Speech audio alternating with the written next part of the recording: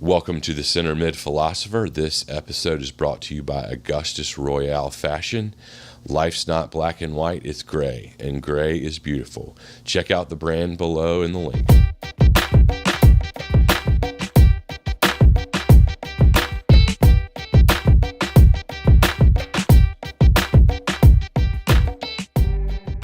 All right, ladies and gentlemen, this week we got Michael Lahoud with us, Sierra Leone, dual national American, former professional with Chivas USA, Philly Union, Wake Forest, Demon Deacon, and of course I loved seeing the Carolina Dynamo in my neck of the woods in Greensboro. What a small world. Actually had some former club players I played with that played for them as well, so that's great. So thank you so much for joining.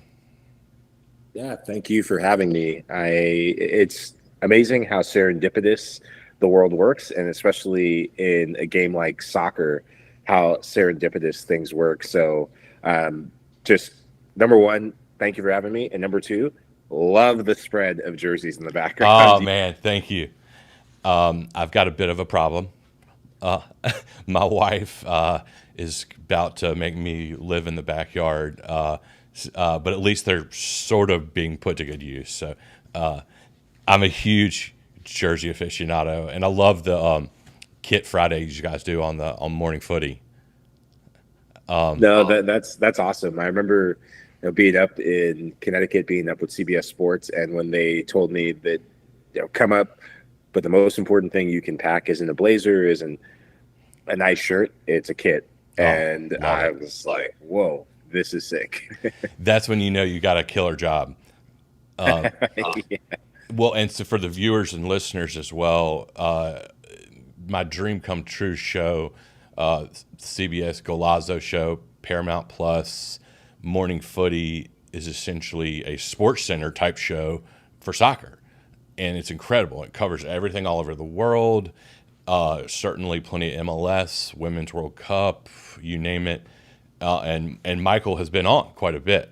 So any viewers and listeners that hadn't checked that out, please do so. And please tell Jenny and Alexis he's hilarious. Charlie Davies, love him. Nico, Susanna, please tell them, hey, huge fans. But let's dive right in. How are you feeling about the Women's World Cup team so far? Ooh. There will be drama. That's how I'm feeling. I think from the onset, one of the most difficult things is, yes, I love it being in new frontiers, new places, but being in America, the time difference is kicking my butt. Oh, man. But what the time difference is kicking my butt for, it's made up for in the drama, the unthinkable happening. Favorite after favorite, some of the iconic names, iconic teams, iconic players, they're out. And there's new sheriffs and new queens in town that are really becoming the flag bearers for the women's game. Yep. What did you think of Carly Lloyd's comments? I think that, number one, she's a broadcaster. She gets paid to have an opinion. So I think it's a bit harsh to go against her and say, hey, you can say we don't agree with your opinion, but she gets to have an opinion, just like the people who get to disagree with her get to have an opinion. I don't think she is wrong. I think that there's something not right with this U.S. women's team. Now, what that issue is, it may not be what she's pointing to, but there's something that when you see a team on a field, when you see a team with such high-powered stars, I think you see the generational shift between the old, the veteran, and the new. Mm-hmm. I think the U.S. women's team, they've always benefited from the veteran players being the leaders, but really paving the way for young stars to make a name for themselves, or new stars making way for themselves at the international level. And I think what Carly Lloyd said following that initial comment, I think her initial comment was based out of frustration. The expectation of, we expect more from this team. The U.S. women's team, I don't know if they've ever finished second in the group stages. Right. And now they're one post away from potentially not making it to the group stage or to the knockout round. there's definitely alarm bells ringing, and I hope that this is a wake-up call. I hope her comment becomes a wake-up call, because ultimately it's what happens within that camp. It's how they respond. If Carly Lloyd's comment becomes the focus and the focal point, that tells me everything I need to know about this team, that they are not going to go far. Right. They are not the same team as some of the teams in the past. Now, if they use that as fuel to the fire, then once you get to the knockout round, this can be where your World Cup really kickstarts. I want to go back to the Men's World Cup in Qatar. Argentina were not the most convincing team in the group stages. We see this throughout World Cup games. You took that right out of my mouth. Group stages. You get through, but once you get to the knockout round, you have to have a mentality shift. Go back 4 years ago, the women's team wasn't exactly lighting it up and wasn't exactly amongst some of the teams that were talking about the style of play. I think up until they got to that semifinal game and really the final, where the final was when they had their definitive performance. That was when you walked away saying, okay, this is a team, they're world champions. So for me, all is forgiven and all will be forgotten. Carly Lloyd's comment will be seen as an afterthought if they take care of business. Now, if they don't against Sweden, then, hey, Carly was on to something. Yeah. You took that right out of my mouth. Argentina lost. You know, and it was like a tragedy, but who even remembers that anymore? You know, so you kind of get a chance to give it a go again. Oh, hey, you there? Yep. Right. Very cool. Technical difficulties, but you're in the middle of saying something profound about Argentina. No, I was just saying, yeah, it just happened with Argentina. They lost, and who even remembers that anymore? I was listening to a podcast with Brandy Chastain talking about how, if anything, it just shows how far the rest of the world has come in their talent, and that's maybe something to be celebrated a little bit. But also, you know, tactically speaking, I would say that, you know, from what I've watched, like, we're a little, I don't want to say clumsy, but maybe a little complacent and nonchalant in that final third. Like, yeah. I see a lot where we're getting there, and then that final pass into the top two or three is they're too strong. They need to play to feet. They need to calm down, get it to Sophia Smith's feet. You know, get to Alex Morgan, let her, and then let them go. To me, you know, you touched on a key point. You know, Rapinoe, Rose, Lavelle are two of my all-time favorite players. I love Rose Lavelle, and her being out next game is a killer. Because to me, she's that attacking center mid that can play that final piece. And I just hope that isn't I just hope we're not looking back and being like, oh, that second yellow from Rose Lavelle, that was the dagger. I hope I'm wrong. I don't think it is, but I'm worried about that. I'm intrigued in how they react, because I can tell you, when you're in that situation, and I've never been in the Women's World Cup, I haven't been in the World Cup, but I've been in World Cup qualifiers, international level games. When you have a star player and a key player, and a star player from 4 years ago that had a breakout World Cup, that was one of the best midfielders, one of the best attacking midfielders in the world, and has been for the last couple seasons. When you have that, and the expectations there for her to deliver again, and that's not met, and then she gets the yellows, the suspension comes, it opens the door for someone else to step in. And I think of a player like Ashley Sanchez. I look at what she's done in the NWSL, and yes, Rose Lavelle will be the starter. But now Vlatko has a decision to make. Does he play it safe, or does he go with Ashley Sanchez? You haven't played her yet, and the team is not responding. There's that missing link and that missing cog from midfield to attack.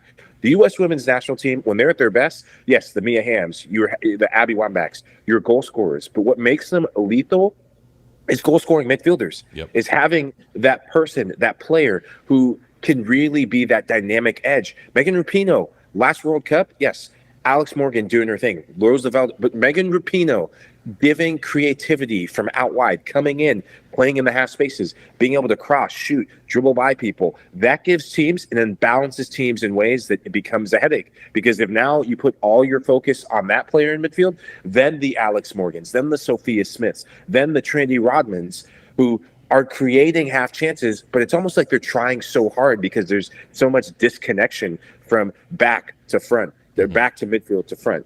Now, Ashley Sanchez, what I like about her is it kind of reminds me a bit of that Megan Rapinoe style of play where she can play out wide if you need her to, but she can also play as that out and out number 10 and as a midfielder.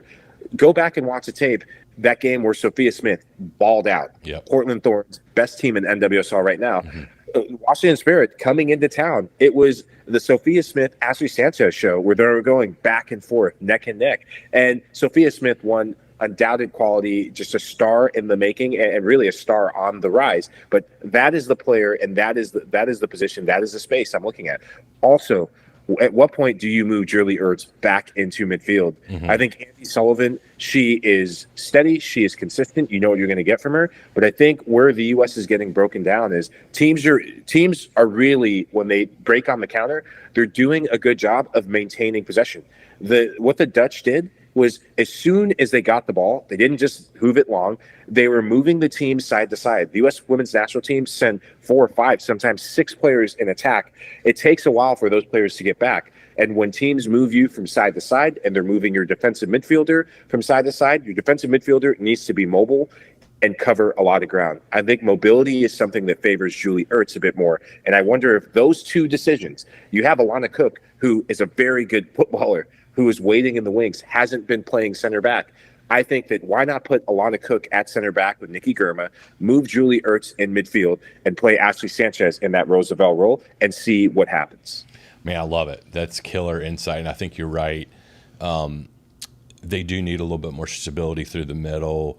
And, I think it's time just to get – I mean, we got to get someone in there that's going to make plays. It's awesome. That's awesome insight. Want to talk to you about Messi mania. I mean, how can we not? I could talk for days and days on this, as could you, and as could everyone in the world. Let me just start with that first goal he had against Cruz Azul. Where would you put that on your Messi moments for you in your fandom of him? It was a moment unlike any other. I liken it to it definitely will not reach the zenith of his biggest moment so far, which is above what he's done for Barcelona, delivering the World Cup, his World Cup final performance. And he's had plenty in different World Cups where you've seen snapshots. 2014 previously was the closest he got, and boy, did he get close. Oh, man. And now he's a world champion. He's done it all at the club level. But now he is playing for a legacy unlike any other. To truly be the GOAT, the greatest of all time, you have to leave a legacy that is untouched and is just, there's nothing you can say about it.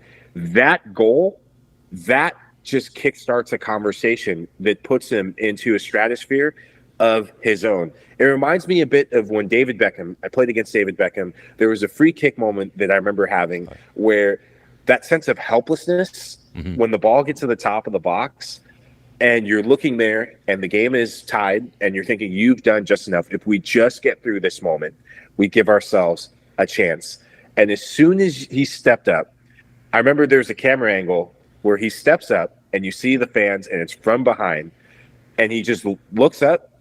And I love just the assuredness, the confidence. It's as if he had done that. And I'm sure he has. It's as if he was back on the training ground, back whether it's in Rosario or at Barcelona or in Paris or with the Argentinian national team at training, and just knows where the ball is going to go and how much power, how much bend, the technique. It's automatic. And for him to do that in his debut, fact for you, Lionel Messi has not always had the best of debuts. Right. Argentinian national team debut, got a red card. Right. Crazy. Some of his other debuts haven't been some of his most stellar performance. It's called a debut.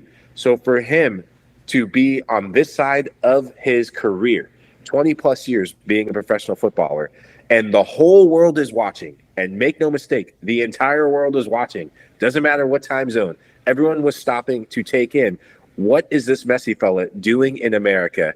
And is he going to retire? And Lionel Messi has said, nope, I'm going to make a statement in Major League Soccer, and not just in Major League Soccer, but against Liga MX teams and whoever decides to come to South Florida.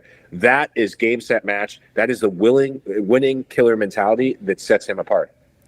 Yeah, I mean, that goal for me, so I have so many memories of Messi. Like, my very first is when it was me and my old roommates. We were living in Washington, D.C., and it was the youth. That was the Youth World Cup.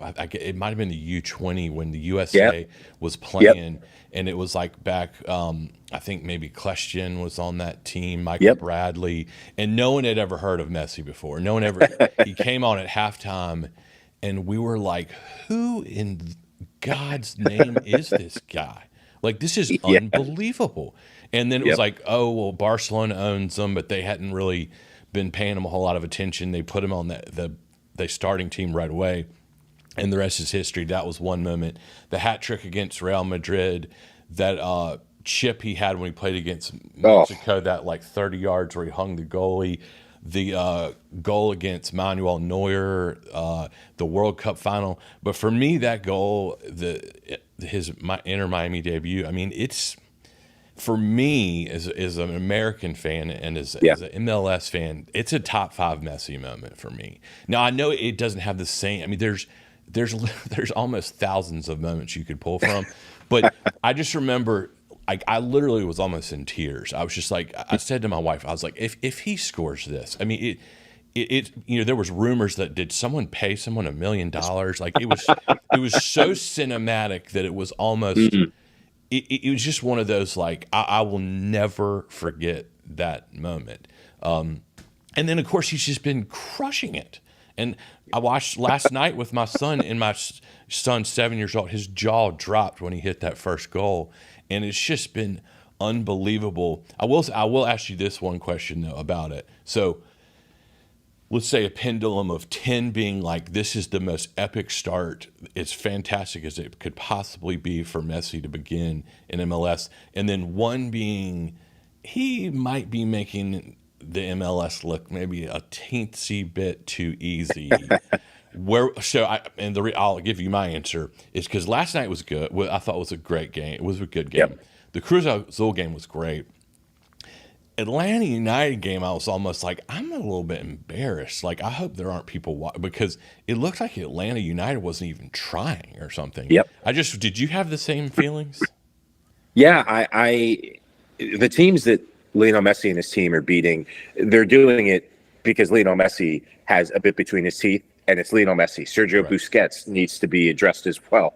We're seeing how good this midfielder, and I think the greatest defensive midfielder we have ever seen play on a football field, how good he is. Now, look at the quality of opposition as well. Atlanta United in the table, they are not exactly the MLS world beaters. No. Orlando City, what they have been in recent years with Oscar Pereira, they are not the same team that they were last year that made the playoffs, that won the U.S. Open Cup. There's been a lot of change in both of those teams, and a lot of uncertainty around some of their key players and big stars in terms of, are they going to move away to Europe? The Napoli, the Thiago Almada, what's next for him? That being said, you still have to put in the performances ahead of you. Now they get their biggest test yet with Lionel Messi. FC Dallas comes to town. Jesus Ferreira, FC Dallas. You have Sebastian Lletget. You have some MLS savvy players who also play internationally, who want to make a name for themselves. I think we'll see more that the further Inter Miami and Messi go into the Leagues Cup, we will get more of an answer. The biggest game that I see for them, yes, the Leagues Cup is going to be one thing. That's an instant hit, instant momentum builder. But that U.S. Open Cup semifinal against the best team in Major League Soccer, because it's not going to be in Miami. It'll be their first. It could be if they go and win the entire Leagues Cup, they could very well play in their backyard all the way through. It's just how sometimes the cookie crumbles. And hey, you take home field advantage. Now, when they go to Cincinnati, there will be Messi fans there, but there will be more people who want Messi to lose. And they have an Argentine playmaker in their own right, in Luciano Acosta. He's a beast. I think he has been the best player in Major League Soccer so far this season. Yeah, he's debatably doesn't MVP, get enough credit, because Hani Mukhtar is doing what he's doing. Denny Bouanga is doing what he's doing. Their clubs, the history. FC Cincinnati, if you look at the stats, goal contributions, if you take Lucho Acosta out of that team, they are nowhere close to doing what they do. He is having the career season of a lifetime right now. That will tell me so much more about this Inter Miami team. Mm-hmm. But for now, I'm loving what I'm seeing. They are entertainers. It is what South Beach. It is just so South Beach. It is It's just incredible. so South Florida. You want to be entertained when you watch Messi, when you see this influx of stars. And like they say in Gladiator, are you not entertained? Well, are you not entertained? No, that's right. I mean, I'm with you. I'm, on that scale, I'm a 9.5. It's just that Atlanta game, I was kind of like, oh, like, is anyone even gonna try to take the ball from Busquets, like, at all? But anyway, but still, it's been mind-blowingly awesome, and it's so great. I'm curious from you, as just a real MLS expert, what are 2 or 3 things that we keep hearing about the Messi effect, and what are some things that you're hoping Messi will change about the league, and with the owners, and how that's all set up? Like, what are you hoping comes out of this with him? I think that what we're instantly seeing is when you have a global icon, it's not just a world-class player, but a global icon. And you saw that a bit with David Beckham, what he ushered. This does not happen unless David Beckham comes here first. That's right. So kudos to David Beckham. And when I look at Inter Miami, when I look at the ownership, yes, Jorge Mas gets a lot of airtime and FaceTime, but this is David Beckham's legacy being passed down to the next big icon and taking MLS one step further from the door that Beckham opened up. I mean, it was David Beckham that had the forethought and the foresight to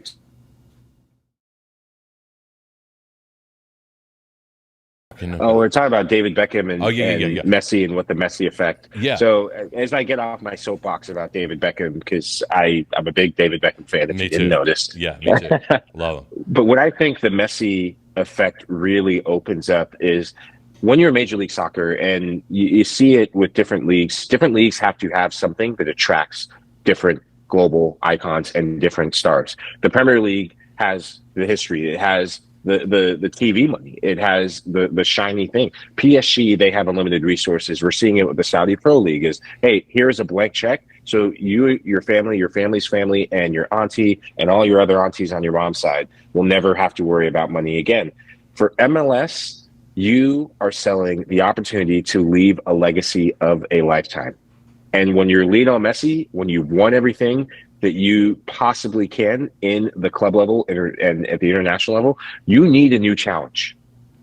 And for him, he chose the word legacy. And I think that was the biggest selling point for Major League Soccer. You've never seen anything like this done before. Kylian Mbappe, what he's getting for the Saudi Pro League, in terms of that offer, that is astronomical. But that is nothing in comparison to what Lionel Messi has the opportunity to do. Because in 3 years' time, the FIFA World Cup will be in the United States, Mexico, and Canada for the first time ever. The game was changed back in 1994 because FIFA was able to host a World Cup in this country and see the marketing potential, see stadiums unlike anything they'd seen before, see a fan base that was untapped and resources that were untapped into come to life in ways that it had never come, in ways that it hadn't come back to life since Pele, Beckenbauer, since the Cosmos were the Harlem Globetrotters of soccer before, back in the 70s and early 80s. So every sport has its evolution, and I think the Messi effect will be MLS's contribution to the world's game, or has the potential to be. Yeah, and that's a cool point. The legacy versus, it's kind of legacy, legendary versus just endless money.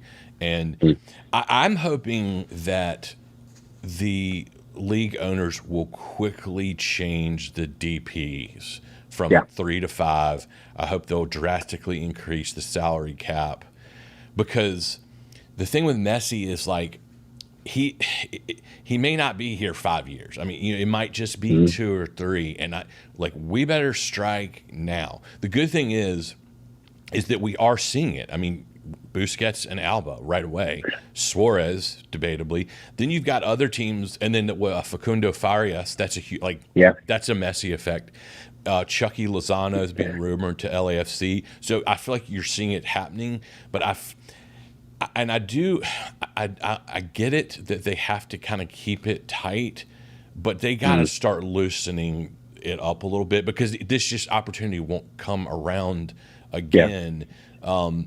So that's what I hope happens. I want to get your thoughts on one or two more quick things, but the Saudi. So it's interesting. The Saudi League. How can we not talk about that? I mean, every morning I wake up. There's it's on the bottom of morning footy. Yeah. Some new player is going. It's getting ridiculous. And I remember there was at one point Don Garber was asked, "Are you threatened by the Saudi League?" Now it's like, the heck with MLS. EPL should be threatened by the Saudi League. This is such a broad question, but like, what do you make of all this? What are your thoughts on it? Where do you think this is going? I think we're seeing a phenomenon in sports that we've never seen before, that I think we kind of got glimpses of with the Super League. Yep. Was it last year or the year before? Mm-hmm. Where it's the desire for money to be the ultimate ruler and decider in sports. And we're seeing a change in players and athletes. They view this as a business. Mm-hmm. And it's a generational shift. The access to information, the access to the realities of sports, and sports is the business, number one. But there's something about sports. There is an altruism about sports.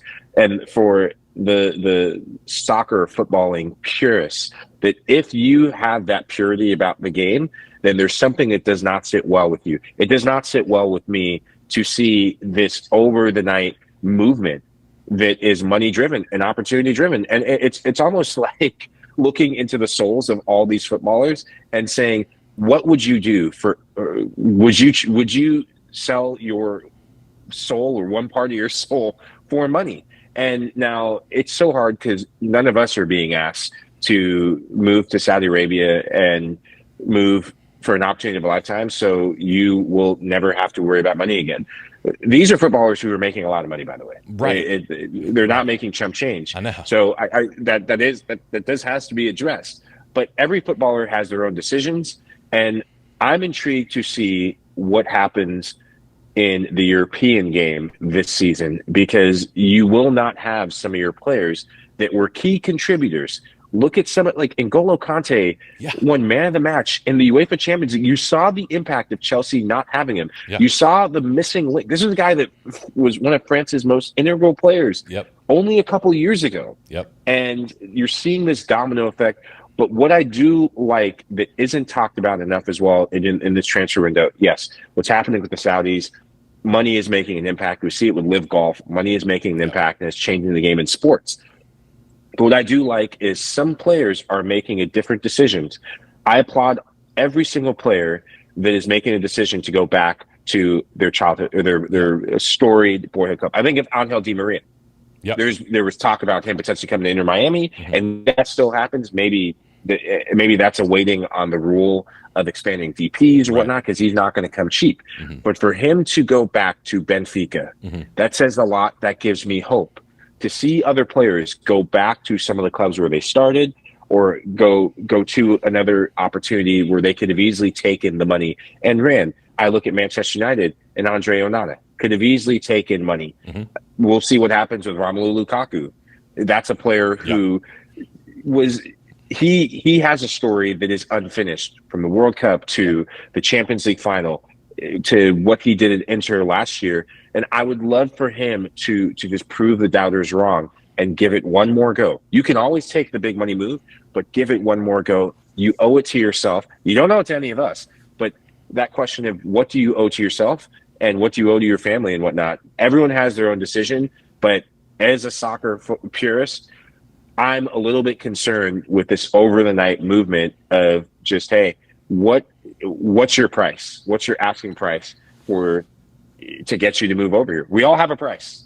And right now, the Saudis are definitely calling a lot of the numbers and a lot of the players around the world. Well, I mean, a couple of comments there is back to the Messi thing. I was always, I mean, it really catapulted Messi to me because he kind of just at some point was like, I mean, how much money does one man need? I mean, anyone that's ever related to me 1,000 years from now is not going to have to worry about money.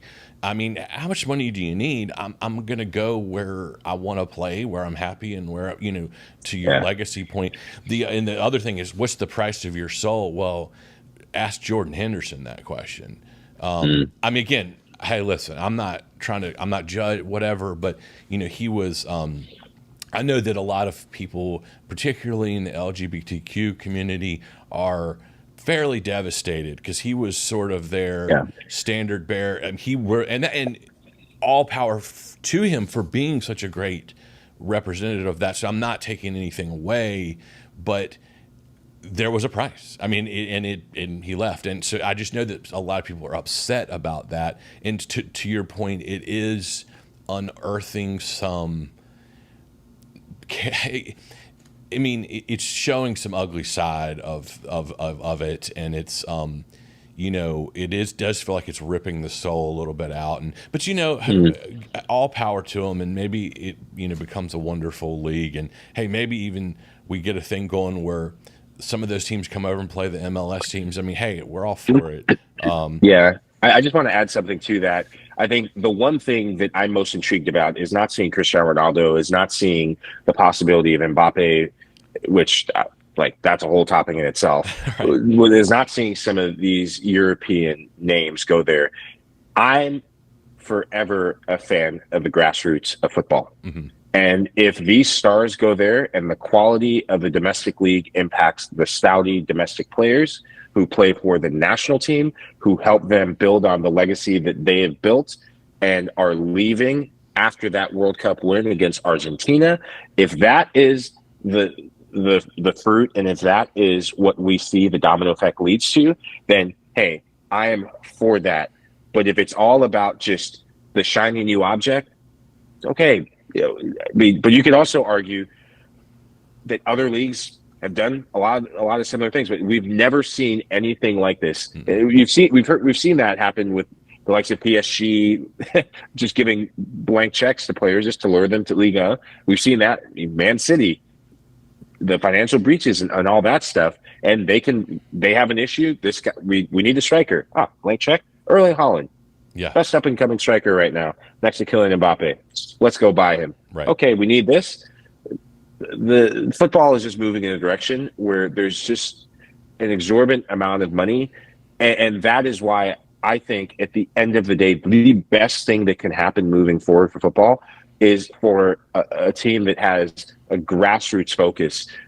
I look at what Arsenal are building, and I'm not an Arsenal fan, but for a team like that to win an English Premier League, to just shake things up. I think of clubs in the past in Serie A, to have AC Milan, to have Napoli win this past year. Yeah. The ways that Napoli did, there's something romantic, there's something genuine about that as football fans, as soccer fans, we all want. And I think as American soccer fans, that taps into the American sports heart. We love the underdog, right? The underdog story. We love it so much more. Tom Brady is not Tom Brady if he's not the underdog from his inception. That's right. That's a great point. We love that, and I hope that there's still room for the underdog in world football. That's a great point. And want to ask you one last thing before we jump into the fun rapid fire questions. Is Americans on the move?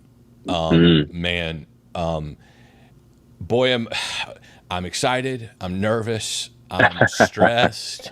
Like, essentially, I mean, almost our entire starting 11 is at critical points in their career, especially going into the next World Cup. I don't know if we have time to go through each and every one of them, but I will ask you, what are a few you're the most excited or happy about? What are some that you're going, this could be good, but I'm a little nervous? And what are a few that you're legitimately concerned about? I'll go from some of the players that we're probably not thinking about and work our ways to some of the more marquee names just for time's sake. But I'm happy for Austin Trusty.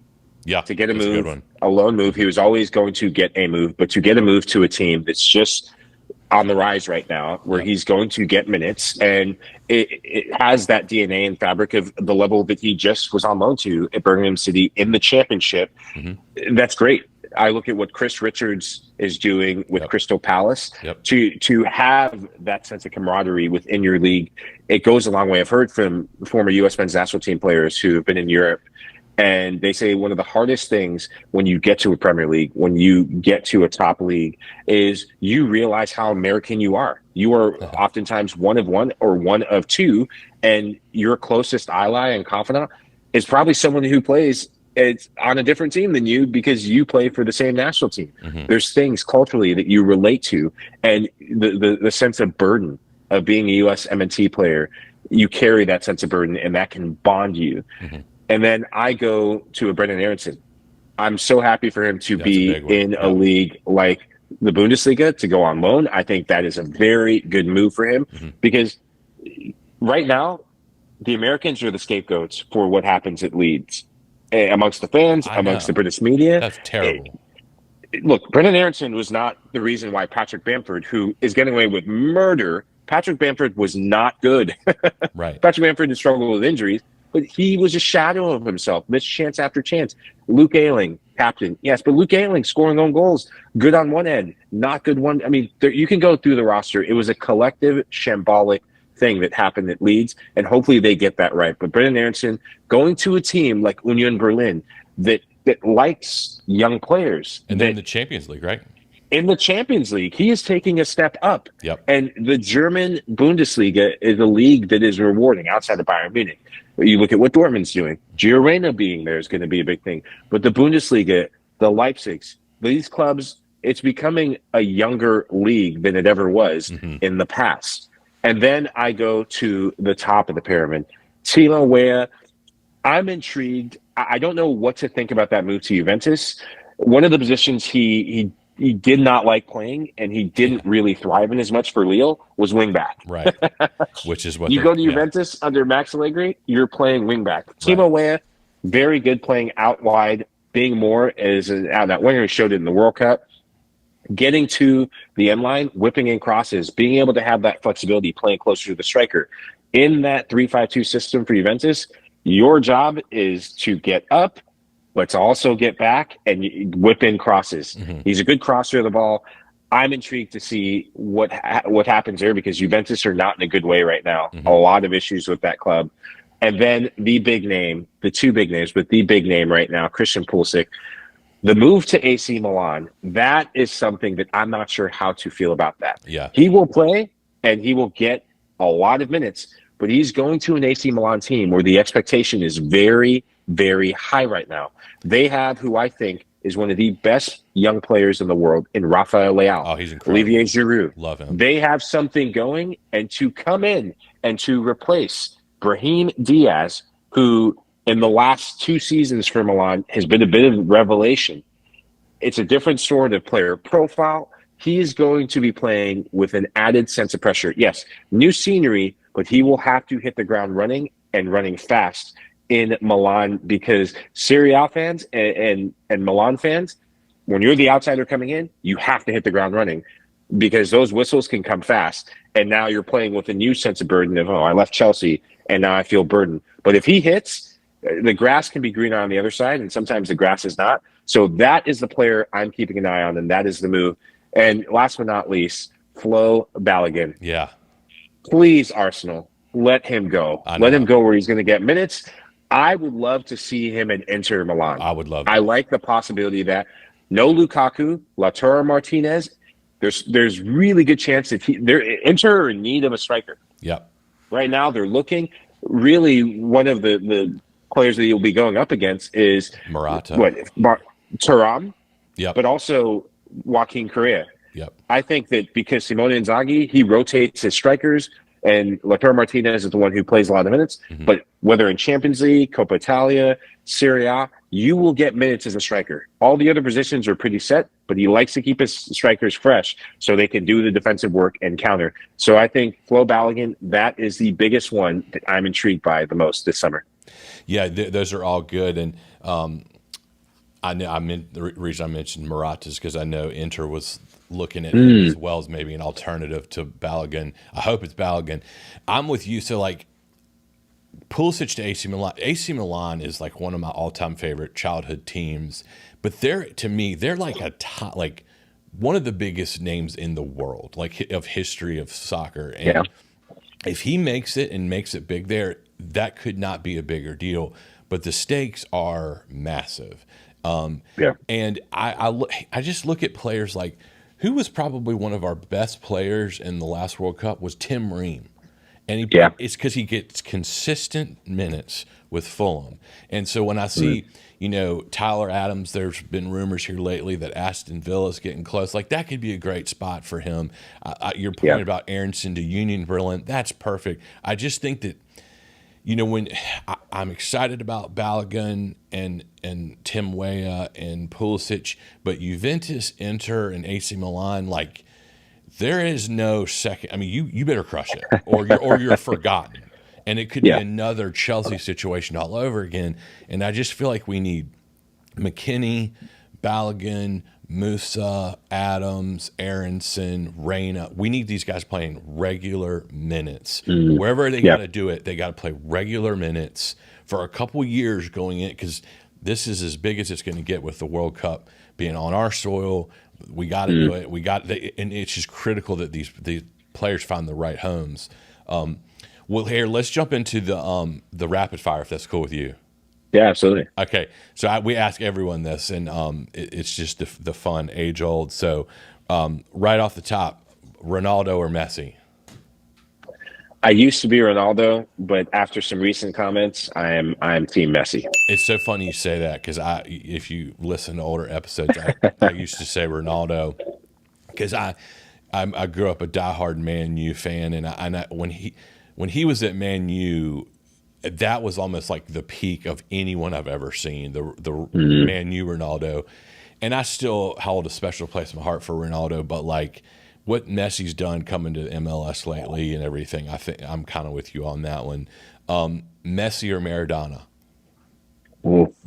I never got the chance to see Maradona play at this peak of his powers. I go Maradona. Nice. I'm going to be controversial. I think Diego Maradona, what Maradona did for his country, there's a reason why he's almost deity status there. Yeah, he is. The legacy that he has left, and he was a tragic hero. Yes. Tragic hero, but there was something about his mentality where I think you saw it unleashed and unearthed. And him and Messi are two different sort of personalities. Got him right. But he was willing to do whatever it took to fight for something bigger than himself. And what he did for Napoli, that is, I can't even put it into words. And we see what it means. But he is someone who is a fighter, who is a leader of people. He's the leader of a movement. And so I give him the slider edge. In that category. I love it. So Ronaldo or Ronaldo? So Cristiano or Il Fenomeno? The Il Fenomeno. Nice. That's my guy. I grew up watching him. Injuries. Yeah. Was that curtailed his career in ways, but the generation that he played in, I think was such a unique generation where the defenders that he was making look silly. We haven't seen defenders of that caliber throughout the world. Right. I think that's what made that generation. You saw midfielders and defenders throughout the world that he was making look silly on a weekly, regular basis. And I think that it just special, natural, raw talent. Yeah, I love it. So Donovan or Dempsey?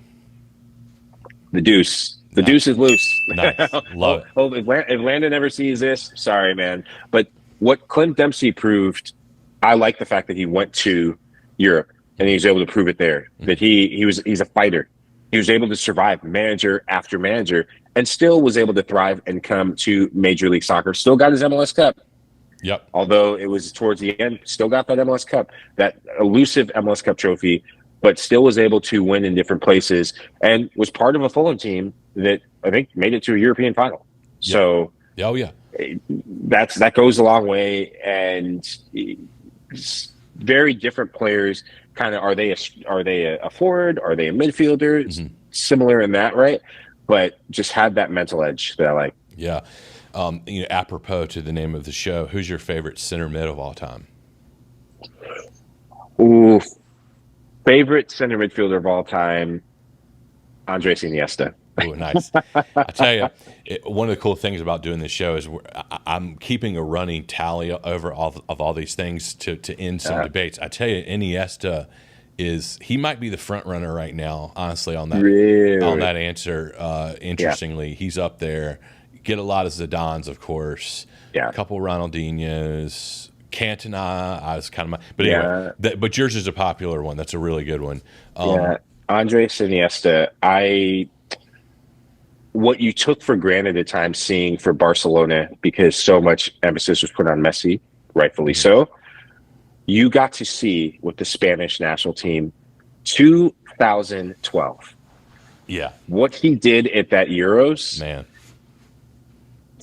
And his last season and a half at Barcelona, when he knew it was towards the end, the movement of the assist he had, I don't know if it was a Neymar goal, may have been a Neymar goal, but Champions League, PSG, ball comes, and in his mid-30s, not mind you, or maybe early 30s, just winds back the clock, drops the shoulder, and watching him, it's effortless, it's poetry in motion.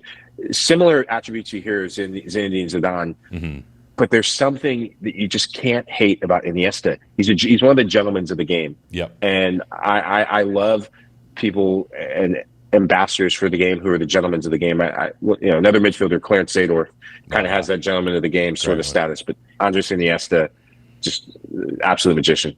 Love it. Who is the best player you've ever played with or against? Best player ever played against has to be Thierry Henry. Wow. Played against him in Major League Soccer, and there was a moment that you recognize his brilliance, his killer instinct, and when he just wanted to humiliate you. he's very Parisian, has that French. Sure, yeah. And I remember being on the field with him where he was going in on goal, and he knew he could have just destroyed me. He knew he could have scored. Instead of taking a ball out of the air and volleying it, he takes the ball out of the air and starts juggling it away from the goal. Yeah. And I was just like, you feel so vulnerable in that moment because you're thinking to yourself, why is he not scoring? Why am I not on SportsCenter for all the wrong reasons? Right. And then you see a rhythm and a tempo of now he switched on. Now he wants to go at you. And he is a player who I think was robbed of the Ballon d'Or. Yes. How he never won one. I know. It's something that needs to go back and be rescinded in time. No, I totally agree with you. He's one of my all-time. Frank, I was kind of rooting for him to be the next U.S. men's coach, but that's neither here nor there. All right, so the favorite time to name your perfect 11. Oh man, I'm so quick to jump on other people's perfect 11, but I will go in goal, Gigi Buffon. Happy retirement to you, Gigi, but I think change the position. The longevity, good PK shot stopper. Well, actually, no, he wasn't as good on penalty kicks, but made me believe he is. But just good in so many facets of the game. It's left back. I will go Roberto Carlos in his prime, untouchable free kick specialist. Center back Maldini. Center back as well. I will go Franz Beckenbauer. Nice. Just pass around the back, can step in the midfield as we've seen the modern game do. Right back. Oof. It's always been a tough one. That's tough. Right back, I love my Brazilians. I'm going to go Cafu. Cafu up and down, can do it for 90 minutes. Defensive midfielder. It's a tie between Sergio Busquets Ooh, and Andrea Pirlo. nice. I love having a metronome. And then I go two attacking midfielders, Andres Iniesta Nice. and Diego Maradona. Nice. And then I play Zinedine Zidane. Mm-hmm. Man, this is I know. Brutal. oh man. So I'm gonna backtrack. I'm gonna go my front three. I'm gonna go Ronaldo, Mm-hmm. Pele, and Messi, Nice. and the original Ronaldo. Yeah. And Cristiano's first one off the bench for me. I know, going to be very controversial. Sure. And I'm going to go with a midfield of Iniesta, Maradona, and Zidane. Love it. Defense optional. I'm with you. I'm totally with you. That's a killer one. So, in the last question, what's your favorite jersey of all time? Ooh.